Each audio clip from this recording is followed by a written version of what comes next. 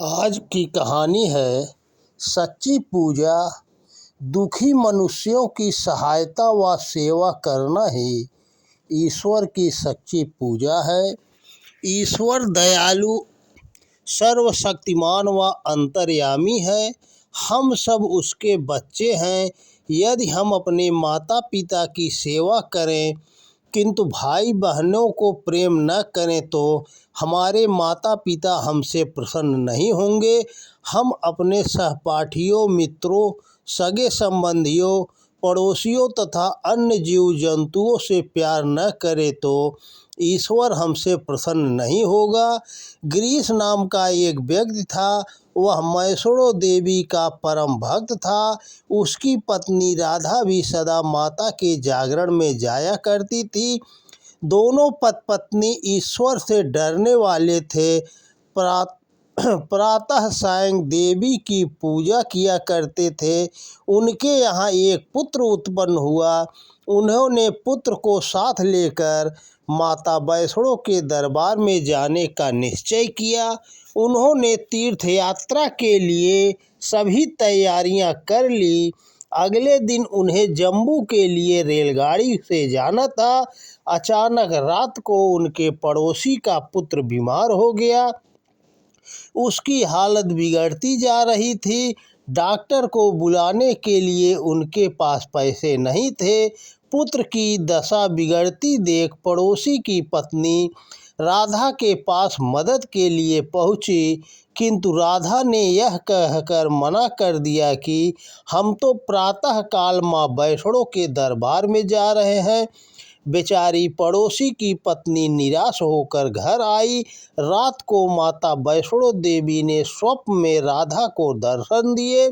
माँ वैष्णो ने उससे कहा, हे देवी, यदि तुम अपने पड़ोसी के इकलौते पुत्र की रक्षा करने में सहयोग नहीं दे सकती तो तुम्हारा मेरे दरबार में आना व्यर्थ है।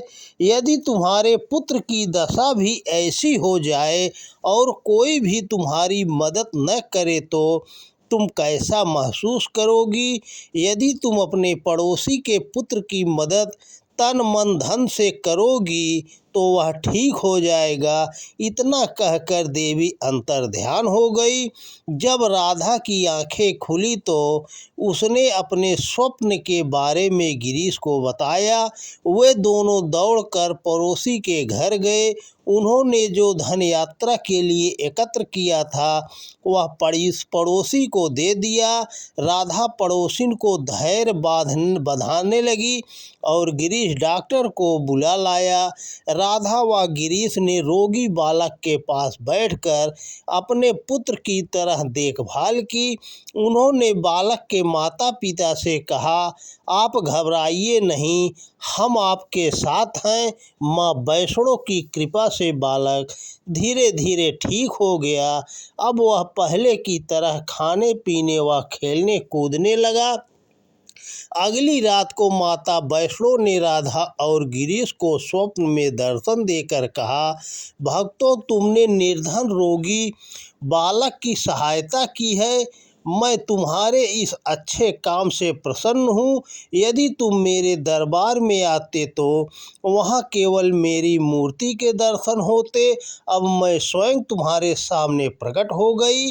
मैं तुम्हें आशीर्वाद देती हूँ कि तुम्हारा बालक दीर्घायु व धर्मात्मा हो। तुम सब सदा खुश रहो। याद रखो कि दुखी मानवता की सेवा करना ही मेरी सच्ची भक्ति है। उन्होंने देवी से क्षमा मांगी। देवी उन्हें आशीर्वाद देकर अंतर्ध्यान हो गई। राधा व गिरीश दोनों को आत्मज्ञान हो गया। वे इस समझ चुके थे कि ईश्वर की सच्ची पूजा क्या है। इस घटना के बाद वे निर्धनों व लाचारों की सेवा करने लगे। उनका जीवन शांतिमय और आनंदमय हो गया। सदैव याद रखें, मानव सेवा ईश्वर सेवा, मन प्रसन्न और पुलकित देवा। तो दोस्तों नमस्कार। वीडियो पसंद आए तो ज़्यादा से ज़्यादा शेयर करें। जय माता वैष्णो देवी।